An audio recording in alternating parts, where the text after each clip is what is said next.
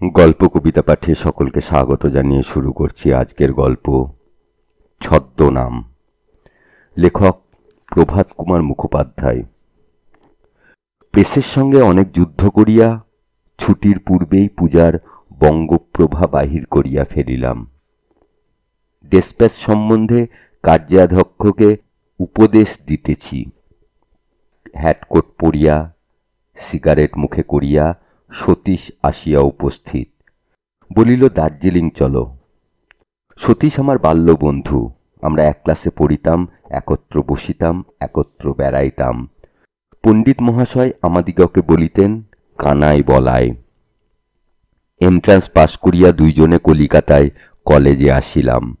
তখন হইতে আমাদের দুইজনের জীবনের আদর্শ বিভিন্নতা প্রাপ্ত হইতে লাগিল। সতীশ সর্ববিষয়ে সাহেব হইয়া উঠিতে লাগিল। আমি আমার মাতৃভাষার প্রতি অনুরাগশালী হইলাম। আমি বাঙালা পড়ি, বাঙালা লিখি বলিয়া সতীশ আমাকে বিদ্রূপ করিত। সতীশের সাহেবিয়ানাকে আমি সুযোগ পাইলেই গালি দিতাম। তারপর সতীশ বিলাত গিয়া ব্যারিস্টার হইয়া আসিল। সাহেবিয়ানার যজ্ঞে পূর্ণাহুতি প্রদান করিল। আমরা বাল্যকালে যেরূপ এক প্রাণ এক আত্মা ছিলাম, এখন আর সেরূপ নাই। সতীশের পরিবর্তন ঘটিয়াছে।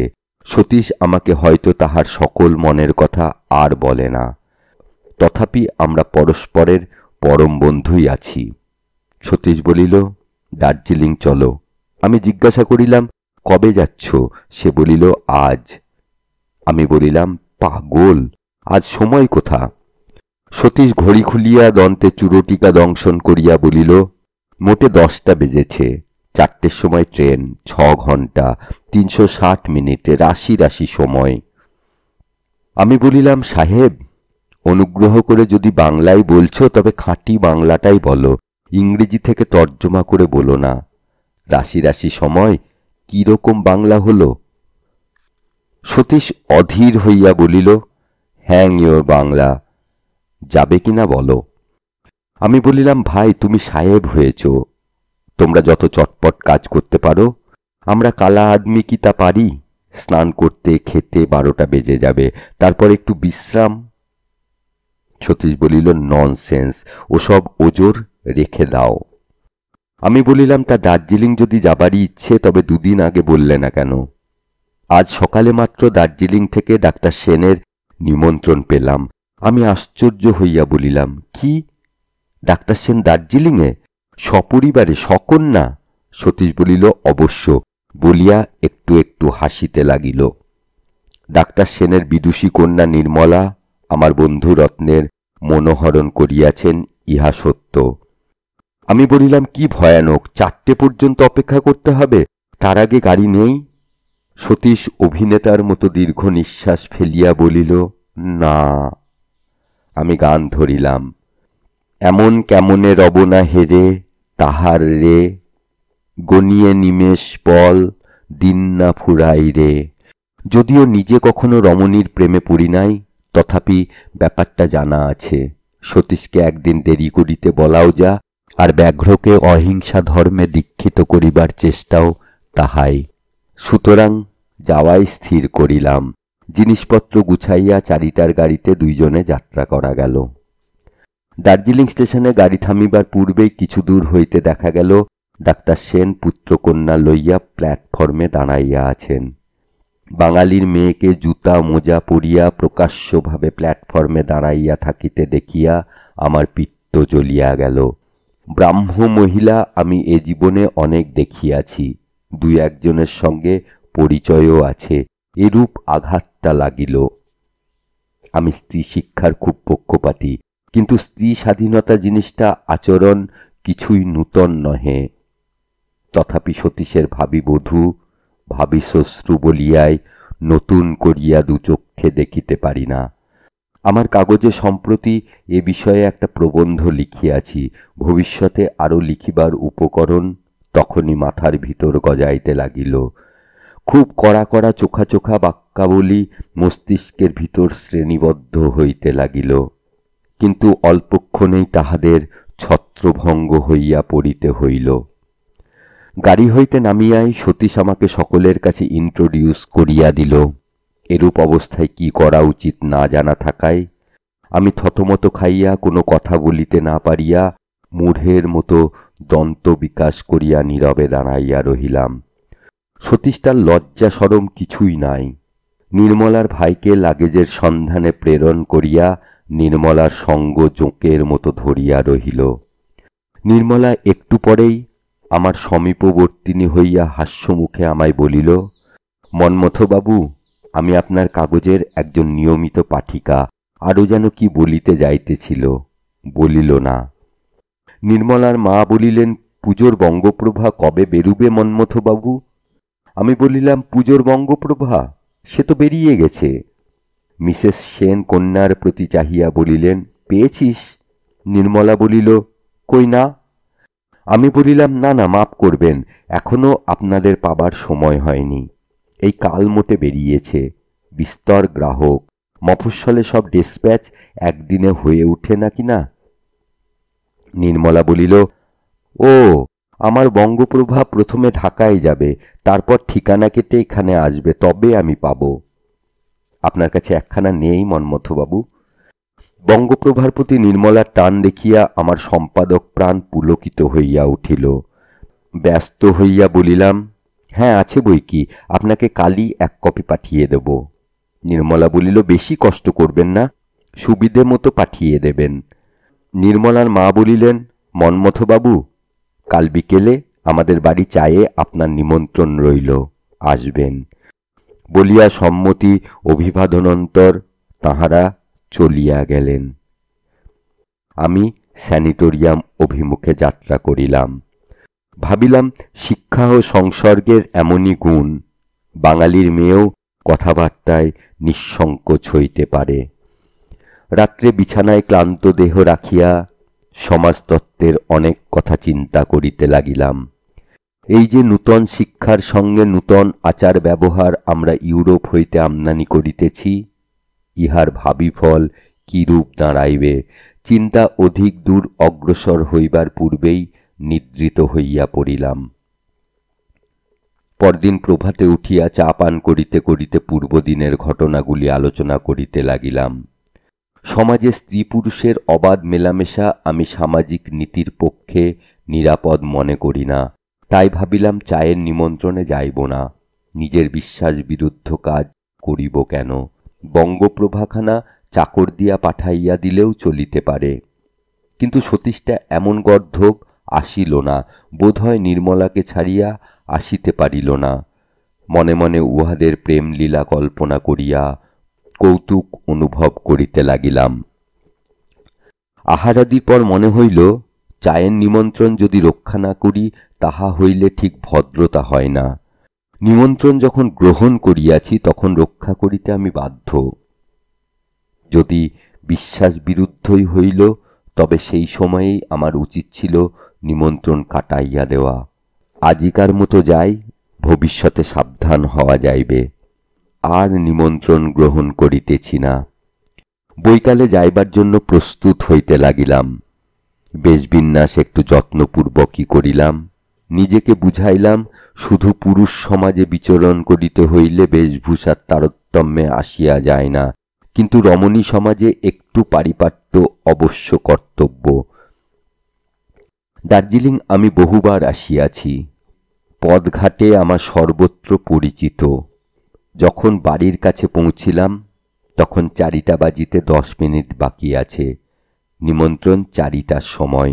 ভাবিলাম, ইহারা ইংরাজি মেজাজের লোক, যথাসময়ের পূর্বে যাইলে হয়তোবা বর্বর মনে করিবে। তাই বাহিরে এদিক ওদিক একটু বেড়াইয়া ঠিক 4টার সময় কার্ড পাঠাইয়া দিলাম। সকলে আদর অভ্যর্থনা করিয়া আমাকে বসাইলেন। নির্মলাকে আজ ভারী সুন্দর দেখাইতেছিল। স্টেশনে যখন দেখিয়াছিলাম তখন তাহার গায়ে ইংরাজি কেপ, পায়ে ইংরাজি জুতা দেখিতে আমার মোটে ভালো লাগে নাই। এখন দেখিলাম পায়ে লাল মখমলের দেশি জুতা, নারাঙ্গি রঙের তাপ্তা শাড়িখানি নব্য প্রথায় পরা, মাথায় মাথা ভরা চুলের এলো খোঁপা এবং খোঁপায় একটি পীতবর্ণের পাহাড়ি গোলাপ। নির্মলা বেশ সুন্দরী বটে। সতীশকে প্রথমে দেখিতে পাইলাম না, তাহাকে নির্জনে পাইলে নির্মলার লাল মখমলের জুতার প্রসঙ্গে রাঙা পা দুখানি বলিয়া কেমন রসিকতা করিব তাহা মনে মনে সাধিয়া রাখিতে লাগিলাম। কিয়ৎক্ষণ পরে সতীশ আসিল। চা পান ও নানাবিধ কথাবার্তা হইলে পর সকলে মিলিয়া বেড়াইতে যাইবার পরামর্শ হইল। ঘণ্টাখানেক ভ্রমণের পর যখন বিদায় লইলাম, তখন মিসেস সেন বলিলেন, মন্মথবাবু, কাল যদি আবার চায়ের সময় আসেন তবে একত্রে বেড়াতে যাওয়া যায়। মনে হইল এইবার সময় হইয়াছে, এই বেলা নিমন্ত্রণ স্পষ্ট করিয়া অস্বীকার করি। সেই সঙ্গে অস্বীকার করিবার প্রকৃত কারণটাও খুলিয়া বলিব কি? তাহার ভিতর সমাজনীতি ঘটিত কত বড় একটা উচ্চ তত্ত্ব ও আদর্শ নিহিত রহিয়াছে তাহা ব্যাখ্যা করিয়া বলিবার এই অবসর গ্রহণ করা উচিত নয় কি? কিন্তু আবার ভাবিলাম, নিমন্ত্রণ কই? যদি আসেন, ইহাকে কি নিমন্ত্রণ বলা যাইতে পারে? এইরূপ মানসিক তর্কে ব্যস্ত থাকায় কোনো উত্তর দিয়া উঠিতে পারিলাম না। এইদিকে ইহারাও নমস্কার করিয়া বিদায় লইলেন। পরদিন প্রভাতে বেলা 10টার সময় সতীশ আসিয়া উপস্থিত। নির্মলাকে ছাড়িয়া কেমন করিয়া আসিল জিজ্ঞাসা করায় বলিল, তোমার সেই হতভাগা কাগজ বঙ্গদর্শন না বঙ্গপ্রভা কি দিয়ে এসেছ, সকাল থেকে তাই নিয়ে ব্যস্ত, আমি রাগ করে চলে এলাম। শুনিয়া আমার মনটা ভারী খুশি হইল। সাহিত্যের প্রতি নির্মলার এত অনুরাগ। নির্মলা যদি বাংলা লেখেন তবে সংশোধন করিয়া বঙ্গপ্রভায় ছাপায়। নির্মলার অনেক গল্প সতীশ করিল। এই দুইটি নবপ্রণয়ীর সুখে আমারও মনটা তারুণ্যপূর্ণ হইয়া উঠিল।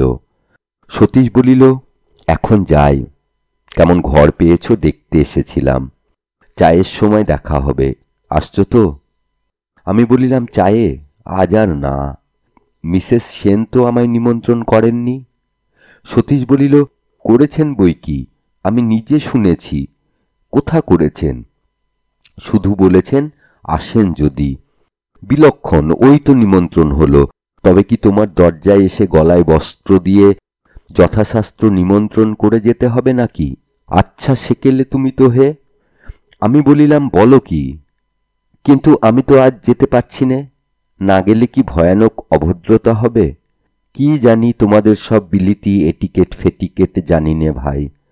সতীশ গম্ভীরভাবে বলিল, ভয়ানক অভদ্রতা হবে। শুনিয়া আমি নিজের প্রতি ভারী বিরক্ত হইয়া উঠিলাম। সেই সময় মিসেস সেনকে অন্তত এইটুকু বলিলেই হইত, না কাল আর আসতে পারব না, একটু কাজ আছে। তা না করিয়া এটা রীতিমতো নিমন্ত্রণ হইল কিনা সেই মানসিক তর্কে ব্যস্ত রহিলাম। এখন এই অবস্থা। সতীশ হাসিয়া বলিল, না না, ভয়ানক অভদ্রতা হবে না, অত চিন্তিত হইও না, শুধু আবার দেখা হলে ক্ষমা প্রার্থনা করলেই চলবে। কিন্তু আসবে না কেন? না না, এসো। প্রকৃত কারণ সতীশকে একা বলিতে ততদূর উৎসাহ হইল না। আমি বলিলাম, ওহে, আজ একটু বিশেষ। সতীশ বলিল, বিশেষ কাজ কাল হবে, আজ তো এসো, অন্তত আসতে চেষ্টা করো, বলিয়া সে অন্তর্ধান করিল। আমি মনে মনে প্রতিজ্ঞা করিলাম, যাই বলো যাই কও, আর আমি যাচ্ছি নে। কিন্তু সময় যত অগ্রসর হইতে লাগিল, বড় একা অনুভব করিতে লাগিলাম। পূজার বঙ্গপ্রভাখানা নির্মলার কেমন লাগিল জানিবার জন্য একটু ঔৎসুক্যও জন্মিল। বিশেষত আমার স্বলিখিত সেই নারী জীবনের আদর্শ প্রবন্ধটা সম্বন্ধে। নির্মলার শ্রেণীর আজিকালিকার আলোকপ্রাপ্তা নারীগণের জন্যই সে প্রবন্ধটা লিখিয়াছি কিনা, সে প্রবন্ধ পাঠ করিয়া নির্মলার মতামত কিরূপ হইল তাহা জানা আবশ্যক। সুতরাং যাওয়াই স্থির করিলাম। গিয়া দেখিলাম ড্রয়িং রুমে কেহ নাই। কিয়ৎক্ষণ বসিয়া আছি, নির্মলা আসিলেন। হাস্যমুখে নমস্কার করিয়া বলিলেন, কি সৌভাগ্য, আপনার আশা তো আমরা ছেড়েই দিয়েছিলাম। বাবা মা সতীশবাবু বাগান দেখতে গিয়েছেন। সতীশবাবু বললেন, আপনি আজ আর আসবেন না, ভারী ব্যস্ত আছেন। কোনো নূতন লেখায় বুঝি? আমি বলিলাম, হ্যাঁ, না একটু কাজ ছিল তাই ভাবলাম। নির্মলা বলিল, আচ্ছা, বঙ্গপ্রভায় রোজ ঘন্টা করে আপনার সময় যায়? আমার সমস্ত সময় প্রায় বঙ্গপ্রভায় যায়। আমি তো বঙ্গপ্রভা নিয়েই আছি। বেশ আছেন। আমারও ইচ্ছে করে আমিও ওই রকম সাহিত্য চর্চা নিয়ে দিনরাত থাকি, কিন্তু আপনার কাছে এ মত ব্যক্ত করা বোধহয় খুব দুঃসাহসের কাজ। কেন? আপনি নারী জীবনের আদর্শ প্রবন্ধে যেসব কথা লিখেছেন, আপনার মতে স্ত্রীলোকের প্রশস্ত কর্মক্ষেত্র গৃহ, নিজের প্রতি সম্পূর্ণ অমনোযোগী হয়ে পরসেবায় আত্মনিয়োগী যথার্থই নারী ধর্ম। আপনি তাহলে প্রবন্ধটা পড়েছেন? পড়েছি বইকি, সব পড়ে ফেলেছি। কাল রাত্রে বিছানায় শুয়ে পড়তে পড়তে ঘুমিয়ে পড়েছিলাম।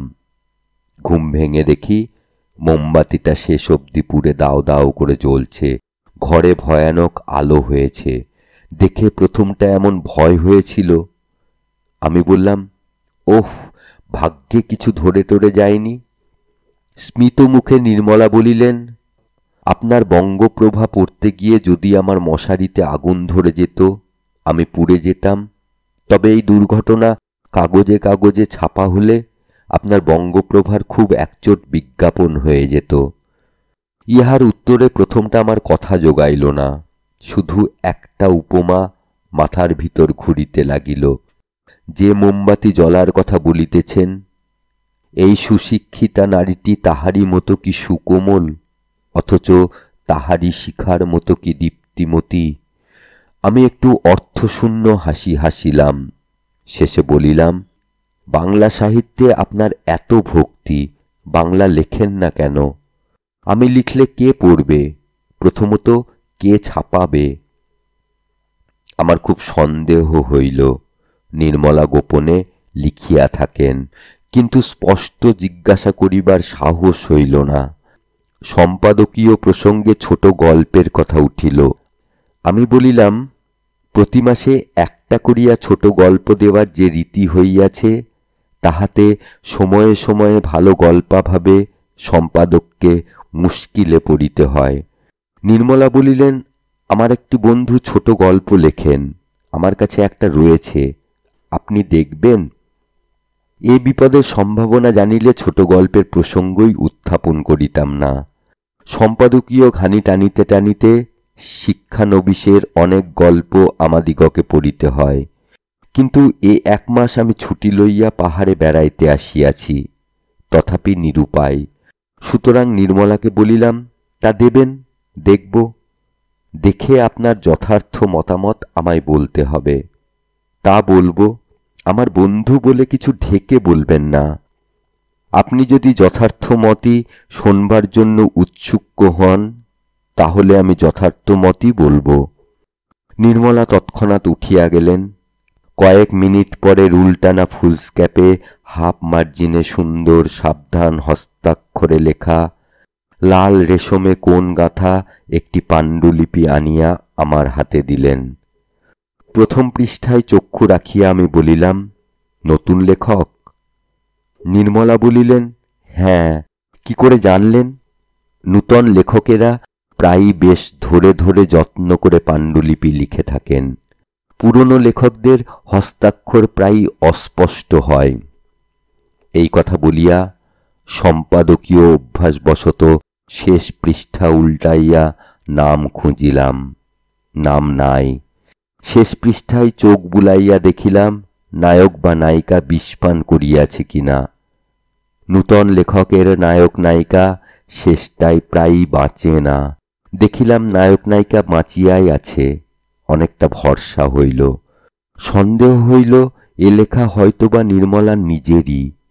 অনেক লাজুক লেখক প্রথম প্রথম অন্যকে নিজের লেখা দেখাইবার সময় বন্ধুর লেখা বলিয়া থাকেন। নির্মলাকে বলিলাম, আজ আমি বাসায় গিয়ে এ লেখা পড়ব, কাল এসে আপনাকে মতামত বলবো। লেখা নির্মলার হওয়ায় বিশেষ সম্ভাবনা। মতামত কিরূপে ভাষায় প্রকাশ করিব তাহা আগে হইতেই জানা আছে। বন্ধুত্বের স্থলে নূতন লেখকের লেখার সমালোচনা শত সহস্রবার করিতে হইয়াছে। বাঁধা গত আছে, সেইগুলি গুছাইয়া বলা মাত্র। স্থানে স্থানে বেশ হৃদয়গ্রাহী, চর্চা রাখিলে ক্রমে একজন ভালো লেখক হইতে পারেন ইত্যাদি। ক্রমে সকলে ফিরিয়া আসিলেন। চা পানাদির পর বাড়িতে বসিয়াই গল্প চলিল। বেড়াইতে যাওয়া আর হইল না। বাড়ি গিয়া গল্প পড়িলাম। দেখিলাম খুব ভুল করিয়াছি। প্রথমত নূতন লেখকের রচনা নহে, হাত বেশ পাকা, ভাষা তেজস্বী অথচ সংযত। দ্বিতীয়ত নির্মলার লেখা নহে। এতকাল বৃথায় সম্পাদকতা করিতেছি না, কাহারে লেখা তাহাও বুঝিতে বাকি রইল না। গৌরীকান্ত রায়ের লেখা।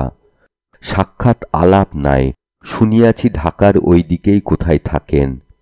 লেখা তাহার অনেক পড়িয়াছি। তিনি নব্য লেখকগণের মধ্যে একজন প্রধান। তবে লেখায় অনেক দোষও আছে, সেসব অল্প বয়সের দোষ, ক্রমে শোধরাইয়া যাইবে। পরদিন নির্মলার কাছে গিয়া লেখাটির সুখ্যাতি করিলাম।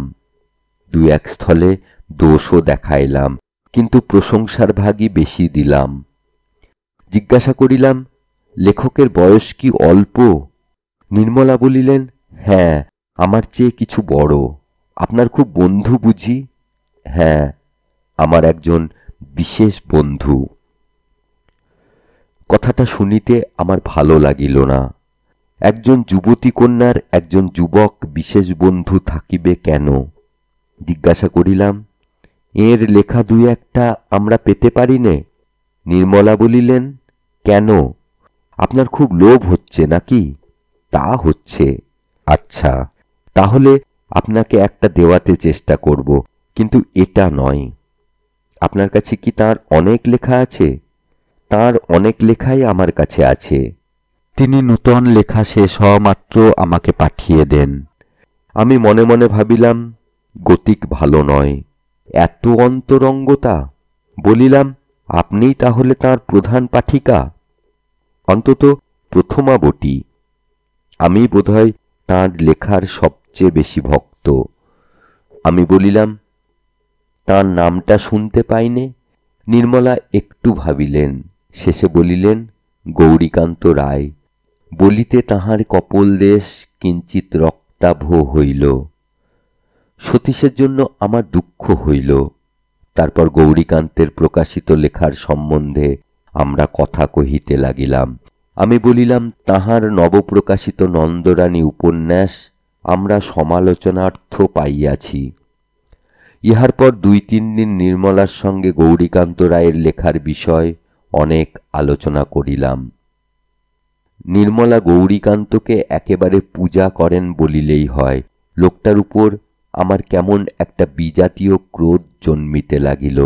সতীশ এখনো সেন দম্পতির নিকট নির্মলার পানি প্রার্থনা করে নাই, করিলে মঞ্জুর হইবার সম্ভাবনা।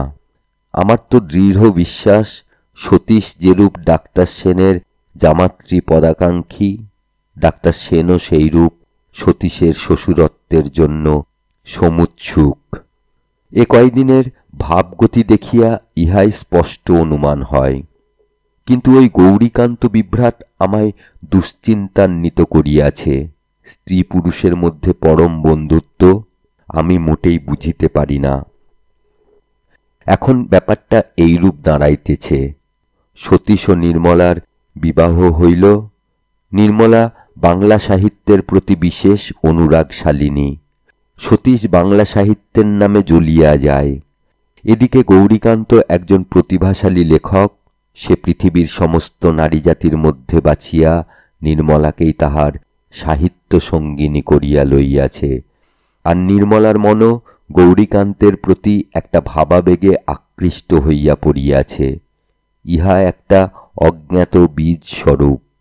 ইহা হইতে ভবিষ্যতে কি জাতীয় তরু উদ্গত হইতে পারে তাহা কে জানে।